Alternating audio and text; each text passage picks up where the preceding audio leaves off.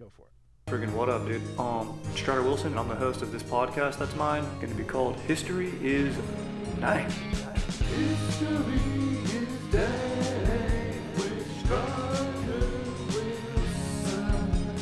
Dankness from the past. Friggin' what up, dude? Welcome back to another ep of History is Dank, dude. I'm your host, Strider Wilson, dude. We got Aaron going beast mode on the sticks, dude. What up, Aaron, dude? What up? Dude, I'm freaking just posted up right now, dude. We are recording on June 6th, 80th anniversary of D-Day. Of course, when this comes out, it's going to be June 11th, which is another anniversary. It's going to be one day after the anniversary of my wedding. Oh, shit. June 10th, 2023. Freaking D down day, dude. What up, dude? Dude. Freaking my wife, dude, enjoying my D piece, dude. Enjoying, dude. Actually, we just consummated the bond by watching Air Force One. So sick, dude. Just watching Harrison Ford beast Gary Oldman, dude. Unbelievably sick movie. But did you imagine, bro, today, 80 years ago, it's kind of crazy to think about WW2 vets. If you were 18 years old, which there was guys who were 18 on D-Day, you're 98 now. Dude, there's not that many World War II vets left. No. Man. For the stand-up comedy special, JT Pitchy's like, dude, let's do the special in a like a hangar with World War II planes in the back and just vets there. I'm like, that's a genius idea.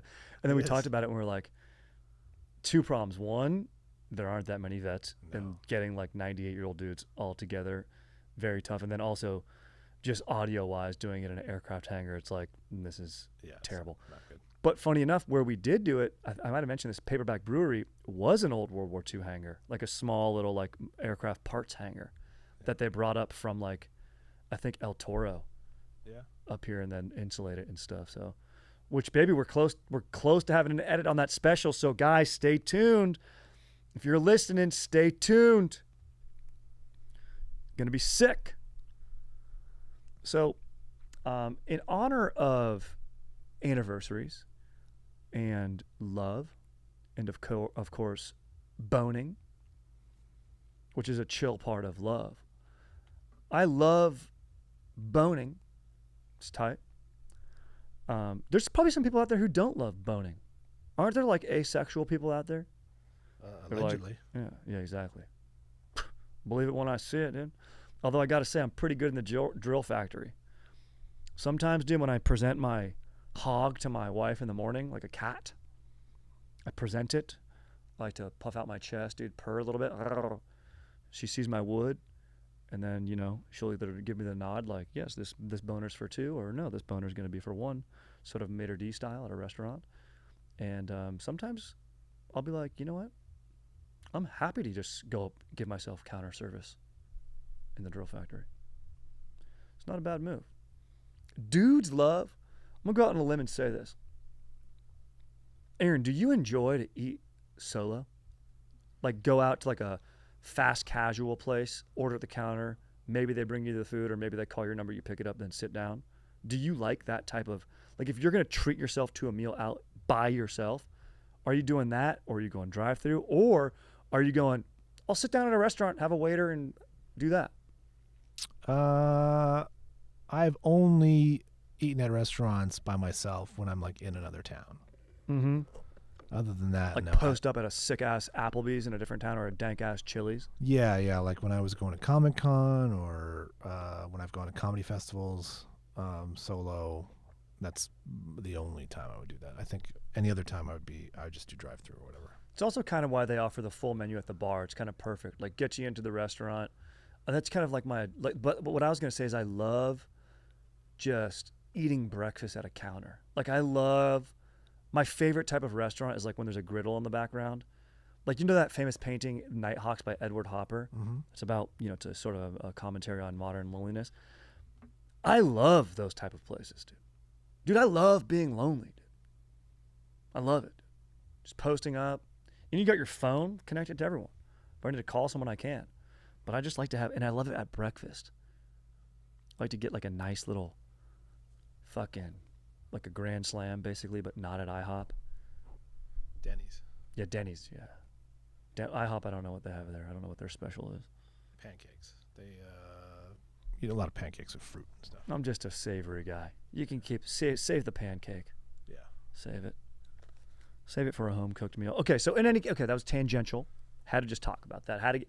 Basically my big thesis there, or my statement is, dudes love eating at the counter. I love at a low top counter, maybe a half swivel chair. Also in a town, like if I'm on a road trip or something and out of town, if I find a breakfast area that has that set up in it, a diner like that, I'm there. And maybe ladies like that too. I don't know. Older dudes for sure love it. And they know everybody works there. They know them all. An old dude, exactly. Get his newspaper out. Yeah. Just get mad at change. Just sit there, eating yourself a nice, scrambled egg or soft serve yogurt. Probably have to have some, maybe lentils if they have them there, and just getting mad at how the world's changing around you. I look forward to doing that one day. Today, we're going to look at, in honor of dank couples, which I will say, and in honor of my dank ass wife, we're going to look at the dankest couple from history. Okay? Oh, wow. This isn't quite a dank off. I'm going to throw out a few couples right now, and then we're going to dive into one. Okay? First, and Aaron, if I miss any, these are power couples from history. Okay? Dankest power couples from history. That means held the most sway, maybe had the best boning style, maybe made each other mutual. That's cool. Simultaneous, I should say. Even better. Made each other do that, held powerful positions on their own, and then came together to create ultimate power. So we're going to talk about people like that. First couple, Alexander the Great and Hephaestion, his general, his lover. People say they looked like each other. Now, granted, Alexander the Great was married, but this was basically, it's common knowledge. They were more than friends and definitely most likely lovers, which is not uncommon in, Greek times. This is, around, 300 BC when fucking Alexander the Great, the Macedonian general, was just conquering the world, bro. He also died suddenly. So when Hephaestion dies, Alexander dies slightly after that. He was lovesick. Granted, they say maybe he drank himself into a stupor. Some people think maybe he was assassinated or poisoned. I've covered this on previous episodes. But in any case, life wasn't worth living. The love was so strong. And talk about power. Also, if they were to fight another couple, that's two dudes who are great fighters and generals. So literally, just if this is a hand-to-hand combat, they're going to do pretty well. Then I got, see here, I got a little bit out of order on my notes right at the beginning. How does someone do that? Fucking, of course, Caesar and Cleopatra. I mean, huge. Queen of Egypt, Emperor of Rome. Massive. Two empires. Isabella and Ferdinand. Okay, this is like the 1500s. These are the king and queen. Columbus, the Italian, goes to the Queen of Spain to get money to go on his voyage in 1492. So it was under this crown. Also, it unified Spain. They became a world power. Spain became this, colonizing power. Granted, that's not dank. We don't support colonization, but we're talking about power here. And I mean, they're literally going on and conquering lands and worlds and spreading their ideology, their Catholic ideologies. That's what the really big bond was there. They got rid of other nobles who weren't Catholic. They raised the Pope's power under their crown. Another dank one that I didn't know about, discovered in this article. Always check the resources. There's a few more fun ones in here. Anna Murray and Frederick Douglass. I didn't realize. So Anna Murray was a beast, dude. She meets Frederick Douglass, who was enslaved. They fall in love. She helps him escape to freedom in New York. Then they pool their money and resources. She hand-stitched his sailor's disguise to help him escape to the North. And then, of course, Frederick Douglass went on to do amazing things, but so did they ran a stop on the Underground Railroad, and, of course, two famous abolitionists. So, huge power couple, literally freeing people. I mean, that's huge. That's power. That, whereas, Isabel and Ferdinand, they were empowered to bring people under their rule. Anne Murray and Frederick Douglass had to go against the powers that be to bring people out from under their rule. So a different side of the coin there, and very, very dank. Two nerds here. Is it Mary and Pierre Curie? Like Marie Curie is what people would always say. Marie, yeah. Yeah, Marie Curie. She discovers basically like radioactive isotopes, wins the Nobel Prize. Her husband Pierre is also a genius scientist. I loved that. I read in this article that they went cycling in the French countryside on their honeymoon. I love that. I love that. That fact alone got them on the list, despite them being basically nerds. But they discovered these radioactive isotopes, which is the, harnessing, atomic decay, creating, uranium as a primary element, which I guess doesn't really even exist in nature. And they wanted to do it to treat cancers. I guess they discovered polonium. Uranium does exist in its own element. It's a natural element but they discovered like radioactive elements in that mineral.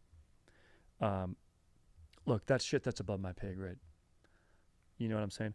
Dude, I've been punched in the shoulder too many times by my older brothers to understand that type of information, dude. It's probably bad. I think I got to read a few more articles to reverse that. Maybe there's some more stuff to do on that. So you also got Bill and Hillary, Sure. more modern power couple, huge. Secretary of State, president. Been a little rocky. Definitely a little rock. Hey, all these, I shouldn't say all, but a lot of these power couples have some rocky elements to it. And so, who else am I missing here that's pretty, that's huge? Oh, the guy that built the Taj Mahal for his dank-ass wife in India. People say Mao and his wife. She has a famous quote where she's like, she says, it sounds somewhat degrading, but she's being more badass about it. She's like, I was his dog. He told me who to strike, and I bit. She was his third wife. Oh, wow. Yes. Once, Mao's reign ended, she was seen as an enemy of state. And she had a sad ending, but definitely a power couple running the biggest nation in the world.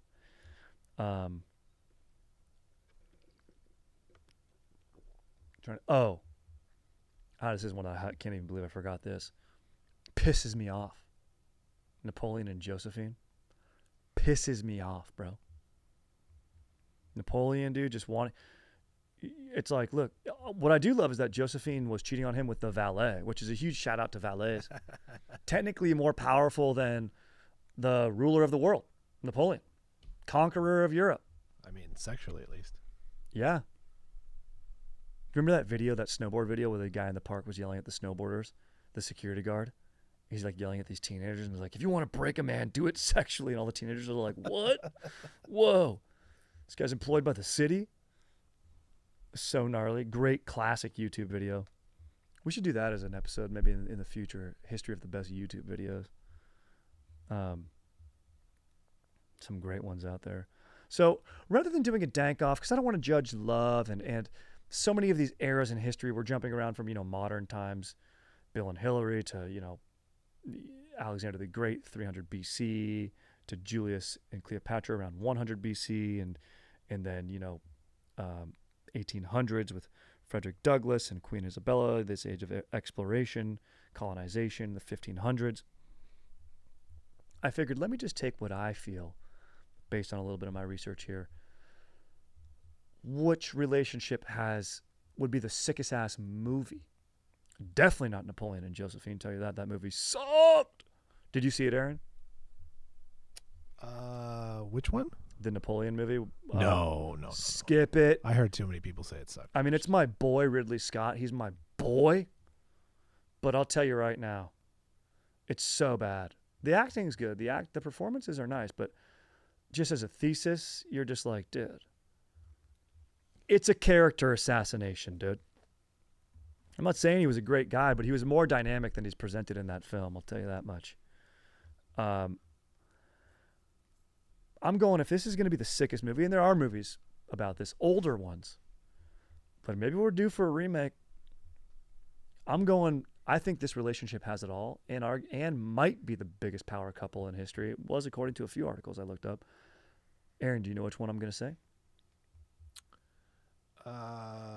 Brad Pitt and Angelina Jolie? Yes. No. No, it's one I already covered, but that's a good one. Pop culture. Smart. Brangelina. Yeah, they're always the royal family, fat power couple. But this is the biggest royal family. I'm going Cleopatra and Julius Caesar. I mean, yeah. They're the biggest. Cleopatra, we've gone over this. She's technically Cleopatra the Seventh. She's part of the Ptolemies, which was one of Alexander's generals after he dies. Ptolemy was a general who takes over Egypt. That part, they separate. There's like three main generals. They divide the empire among them. And Ptolemy takes over Egypt. So and this is the Egypt we see in Hollywood and stuff. That's the Greek-influenced Egypt. And then you have Caesar. We've covered him in previous episodes. Great episodes. The dude's a badass. He loves to orate. Apparently so did Cleopatra. Also, according to this article, you know what I'm saying? Dude. And also, and I was going to say, this article, they try to say Cleopatra, they go, oh, her beauty was probably embellished by historians. I'm going, shut up, dude. She was a babe. Get out of here, dude. Nefertiti's bust ain't got nothing on Cleopatra, dude. Okay? So I'm operating under the circumstances. She's a smoke show.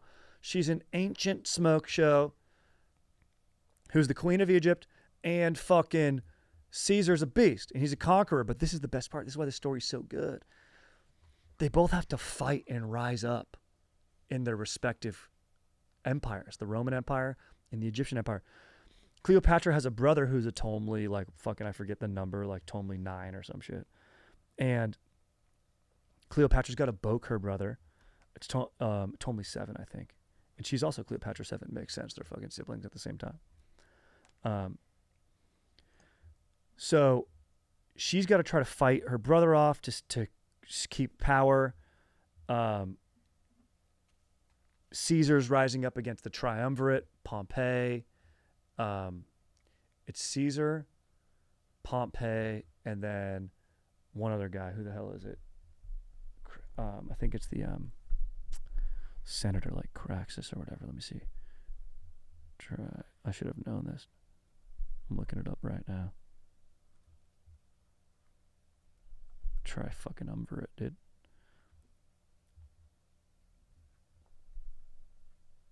It's so funny.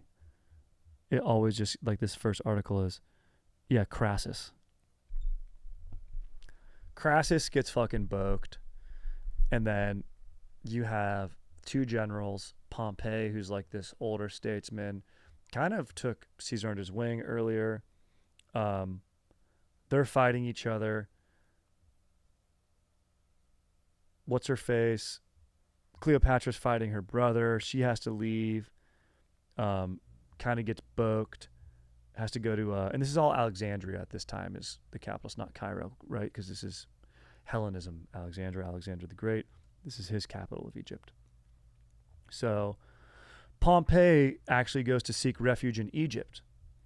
And this guy Ptolemy, Cleopatra's brother, feigns acceptance. He goes, yeah, cruise on out, bro. Cruise on out. And there's civil war. So there's civil war going on in both these empires. Ptolemy kills Pompey, chops his head off, then presents it to Caesar as a gesture of favor, because he goes, Caesar's he's younger, he's more powerful. I've heard more about this guy. It disgusts Caesar. He's like, yeah, that's gross. Yeah, he goes, dude, ew, I'm eating. Ew, get that out of here. Back to Brad Pitt. What's in the box? Yeah, what's in the box exactly, dude? What's in the box? Savage ass movie, dude. Caesar's like, fuck that. That's a bitch ass move, dude. This guy was a Roman. You don't do that to a Roman, dude. Yeah, he's my enemy, but my enemy deserves to die at my hands. I'm worthy to kill him, not you. So Caesar's like, fuck you, you suck. Meanwhile, Cleopatra's like, look, my brother's army can't stand up to Rome, to Caesar's badassery. I need to get in there, okay? And I got to win favor with Julius Caesar. And she does this famous thing. You've probably seen it in the old movie where she rolls herself up in the rug, sneaks into Julius Caesar's quarters, into his camp. There, their partnership. There, they orate with one another. Actually, they go on an oration. I'll get this into a little bit. They go like on a river cruise, which is sick, dude. I think they get into some boning. But they talk, and they go, look. She goes, look, I'm obviously clever and smart and a babe. I have money. I'm an Egyptian queen. She goes, I'm princess. No, I'm queen. Fuck that king, dude. Fuck that pharaoh, actually, told me. I'm the queen. I've got tons of money, tons of resources. You've got an army. You need money. You need my resources to fuel your war machine. This works out. So this is a power couple. They're coming together now. They both have common goals. They want to rule their respective empires. Maybe Julius Caesar wants to rule even more. But Cleopatra's like, I want to rule fucking Egypt. Let's do that together. They help each other out. First, though, there's a battle. This sets the stage for battle. Sides have been set. There's a battle called the Battle of the Nile. So Ptolemy, he heads over. Basically, they're sieging Caesar's forces, and he can't move. And Caesar's boy comes with reinforcements, a general named Mithridates. Okay? They cruise up. They camp on the eastern bank of the Nile before Ptolemy's combined forces could stage an attack there. Okay? So it's all timing, and Mithridates comes and has Caesar's back right on time, dude. So even Caesar, you never get stuff done on your own. You know what I mean? You still need help, right? Even though he's the most badass dude. So, don't. I guess my message is there's, hey, don't be afraid to ask for help. Don't set your own limits, Get into a rug. Sneak in somewhere. You know what I mean? Post up in a friggin' IKEA store if you need to. Caesar takes to the sea. They're building these like water bridges. It's insane. I just imagine them like fighting this battle and like building these log rolling bridges, these engineers to like, so the armies can cross. It's just insane sight. Apparently it's like 20,000 men versus slightly less on the Egyptian side since they were not able to meet up. Caesar's army, his contingency of the army is moving quicker than anticipated by the Egyptians, and Greek-equipped Egyptians is how they're described in this article. Ptolemy sets a detachment to prevent the Romans from fording, aka crossing the river. Fording is what you do in frickin' with the logs when you build a little bridge, float it across. Maybe you pull the rope like that on both sides, You do that shit in Oregon Trail. But they were too slow to get there. They get flanked. Roman forces cross, and they're being attacked. Caesar gets his cavalry across, and they rout Ptolemy's army, and Ptolemy's trying to escape in a boat. The boat is overloaded because they're trying to get as much out of there as they can. It ends up capsizing, and he's killed. That ends the Egyptian civil war. So Cleopatra is clearly in line to rule now, which gets her obviously horny. Her and Caesar fucking boned, dude. But not yet. Because first he has to fuck shit up. He's got to go to... he's left Mark Antony. We know him. He's in control, and they've got to go down to Africa and take out some Pompey's father-in-law. This dude Martellus Scipio's down there. This dude called Cato the Younger, which is pretty sick. And they're down in like Tunisia, and Caesar's got to go down there and fucking beat some ass. Now those enemies are defeated. Basically, Roman civil war's over at this point, basically. Egyptian civil war's over at this point. Now Caesar's horny. Yeah, dude. What do you do when you have a horny ruler with one horny ruler? What do horny wealthy people do? They go on a boat. That's right. Cleopatra and Caesar got on a boat, and they boned for 2 months. Okay? And according to this historian, I believe it's Plutarch. We always bring him up. My boy Plutarch. My boy. He's like, look, Cleopatra gets pregnant after that boat cruise. I didn't see any valets on that boat, so, this wasn't a Josephine scenario. There's no valets on boats. Sailors. Those dudes are clearly horny. They're not boning. Horn dogs. Caesar bones Cleopatra. They have a kid. The kid's nickname is Caesarion. Okay? And Caesar, though he doesn't actually give his name, because he's married. He's married to like a lady of high estate, so it would be uncouth of him to have this affair, even though he did, which is also another element why this story's so great. It's not good morally. I'm not judging. I'm just saying as a story, this is incredible. He's having an affair with a smoke show Egyptian queen. Come on a boat? It's great. And they have a kid. He neither confirms nor denies that he's the father of this kid, which I guess is enough of a nod. It wasn't obvious where he's like, dude, now Cleopatra cheated on me. It's like, no, obviously they were into each other, dude. They love power, dude. They probably no contact busted, dude. They probably just looked at how many resources they had and just busted, dude. They're both like, oh. That's how they got pregnant. That's how they did it, dude. That's called power couple style, dude. You just make eye contact and nod at each other like, yeah. They just keep ordering appetizers, dude. That's sex. That's sex for the most powerful couples in the world. You just keep ordering appetizers. Yeah, I'll take another. Yeah, we'll do that. Okay, yeah, let's get that too. Yeah. That's sex, dude. Then when the bill comes, who should pay it?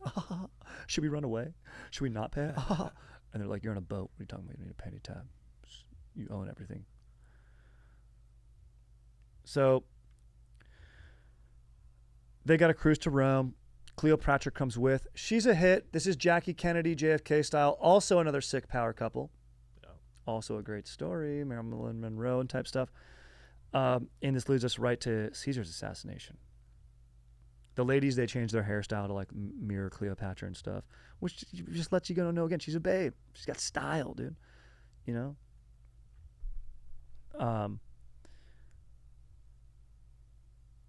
Caesar gets fucking ganked, dude. Ides of March, don't delude us, Brutus.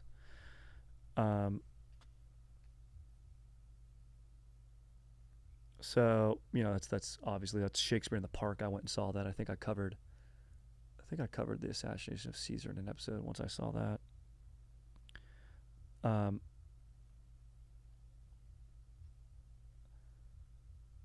Cleopatra's smart. We know this. She's rolled herself up into a rug before, dude. And now she's about to freaking cut the rug with another dude, Mark Antony. Okay? She goes, oh, dude, I was just with Caesar. Mark Antony, you seem like you want to be a pretty powerful dude. You got to come be with me. Let's do this. And according to my boy Plutarch, he said there was sparks there, but nothing like the sparks between Julius and Cleopatra. So that makes me feel nice. I like that. But I also like that Cleopatra's still getting her some here. she gets it on with Mark Antony. They're boning.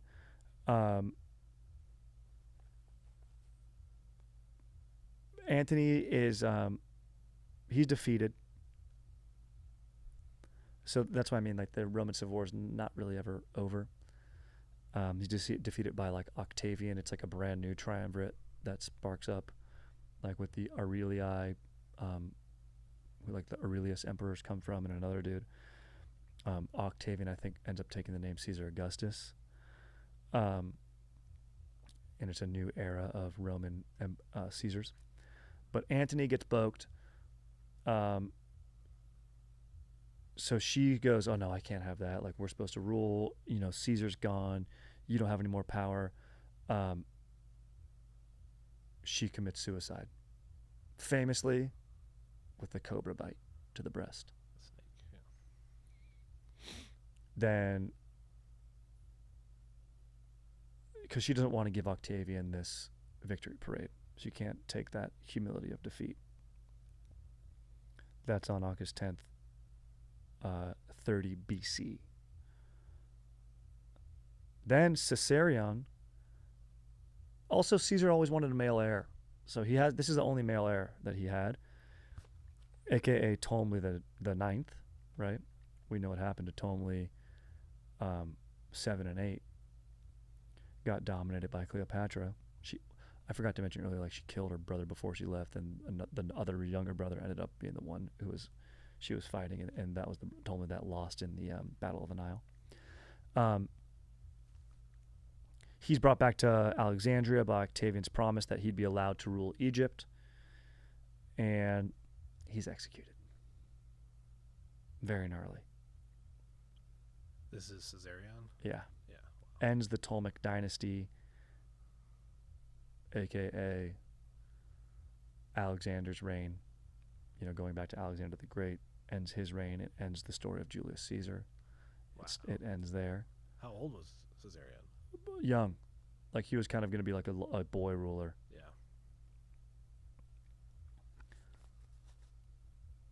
And then, boom. The rest, as they say, is fucking history. So, pretty sick power couple, dude. I got to go. It's the most famous power couple there is. There's been movies about it. I'd watch another movie about it, dude. Be sick. I'd play Caesar. My dank ass wife would play Cleopatra, dude, and we'd cut out Mark Antony. Nah, I would just pull a Who does Sonny play? Edward Norton, dude. Sonny would play freaking Caesarion, dude. He'd have to get assassinated, bro. At the end, dude. Yeah. He'd have to get assassinated. It'd be so chill. It'd be a sick ass story. Anyway, dude, famous power couple. If I missed any, put them in the comments. Let me know. I'm down to cover some more. I mean, I for sure missed a lot of power couples. But let me know if there's any that interested you or you'd like to hear about on a future ep. I'm always fired up on that. And then, you know what? I did want to get out of here reading a email. Cue for the pod. Here we go. What up, Strider and Aaron on the sticks? What up? Love that. Real quick. In the number of Boris Vallejo creeping into the pod recently, got my tinfoil hat on. Feel like there's something shady going on. Anyway, how's the relationship guru doing? I'm great. Wondering what your thoughts on the old adage of it's meant to be, it'll happen, contrasted with fuck it. If you want her, go get her, period. Also, rewatching The Parent Trap and The Ultimate Movie Dad, Dennis Quaid has a couple lines about certain years, rainfall affecting the grapes. Thought some wine history could be interesting for the pod. Oh, nice. Maybe sought after these years of just general wine and goblet history. Appreciate the content as always. World peace. Sonny. Oh, this guy's name's Sonny. Fuck yeah. That's awesome. With an O. Godfather style. No. Nothing conspiratorial with the Boris Vallejos. I mean, it is true. I don't know how it keeps getting into my notes. That maybe he is right. It could just be my own human error, but maybe my wife is putting it in my research. She might love Boris Vallejo that much. She's like, yeah, you got to get these Vallejos out there. So maybe Vallejo's got, spies. This is a good question. I think it's meant to be. It'll happen, and fuck it if you want her, go get her. Um, this is an annoying answer, but it's a little bit of both. It's like you got to step up to the plate. Like if it's meant, I do think that some things are meant to be, but not that. But you still have to act. It's nothing's going to come to you passively. Especially like in the world of film and entertainment, they call it actor's disease. Like, oh, I'm just going to keep, my craft, working at my playhouse, and an audition will come up. It's like, no, you got to, yes, work on your craft at your place, but you got to take other opportunities, say yes to other things, and then get out there and prep for the audition when it comes along, or, go do something wild. It's why I did my Joel Osteen shit. I was like, dude, I need to fucking switch it up, and it ended up being good. Also, but then you could say it was meant to be that freaking God got lazy and was like, let's just make a carbon copy of Joel for when Strider's born. So it's a little bit of both. You got to like fucking. Was it Caesar that said Carpe Diem? I don't think so. The Battle of the Nile is where he famously said Vini Vini Vici. I came, I saw, I conquered. Wow. No. That's when he goes to Africa and Liberia and Tunisia. I came, I saw, I conquered. Fucking badass, dude. So yeah, dude, great questions, bro. And Dennis Quaid is a beast. Love him. Wine history, fun. The Romans brought wine to Egypt, famously. Egyptians were beer drinkers, which fires me up. Some of the oldest breweries are there, so yeah, I could get into something like that. In any case, fired up, sick email. Send me some more. Stay freaking stoked, and we'll catch the Dank Torians on the next one, dude. Late.